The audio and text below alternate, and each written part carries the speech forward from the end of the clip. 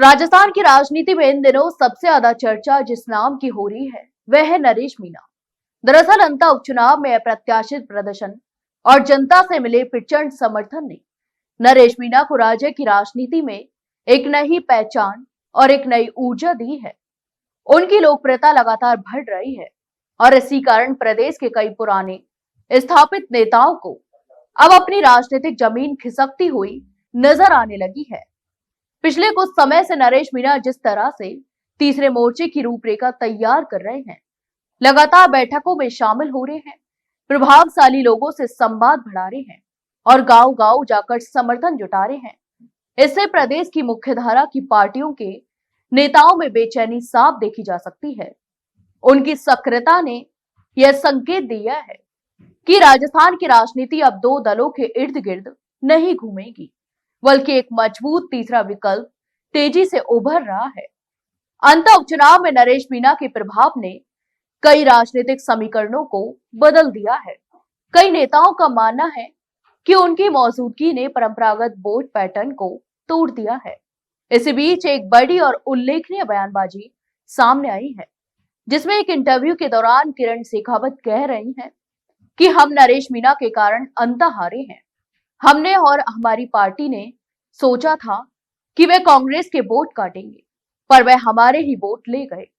किरण शेखावत का यह बयान बताता है कि नरेश मीणा अब केवल एक क्षेत्रीय चेहरा नहीं, बल्कि कई नेताओं के लिए सीधा खतरा भी बन चुके हैं।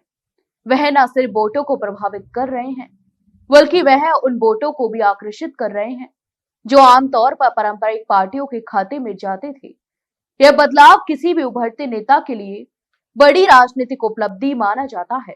राजनीतिक जानकारों का कहना है कि नरेश मीणा जिस तरीके से समर्थन जुटा रहे हैं और उनकी सभाओं में उमड़ती भीड़ और युवाओं में बढ़ती लोकप्रियता यह संकेत देती है कि आने वाले समय में वे प्रदेश की राजनीति में एक निर्णायक भूमिका निभा सकते हैं।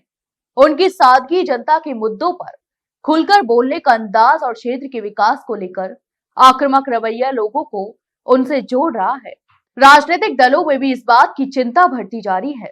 यदि नरेश मीणा ने तीसरे मोर्चे को मजबूत रूप दिया है, तो यह भविष्य में कई सीटों पर सीधा नुकसान पहुंचा सकता है और यही वजह है कि कई बड़े नेता भी अब उनके कदमों पर नजर बनाए हुए हैं।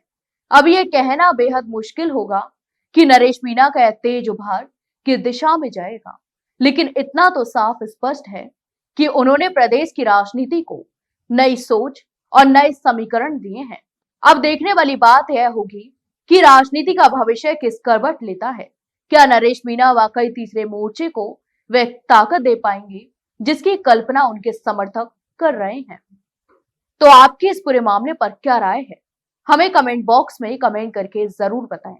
वहीं वीडियो को लाइक और शेयर जरूर करें और हाँ, चैनल को सब्सक्राइब करना ना भूलें। फिलहाल के लिए इतना ही, जल्द मिलते एक नई जानकारी के साथ। तब तक के लिए नमस्कार।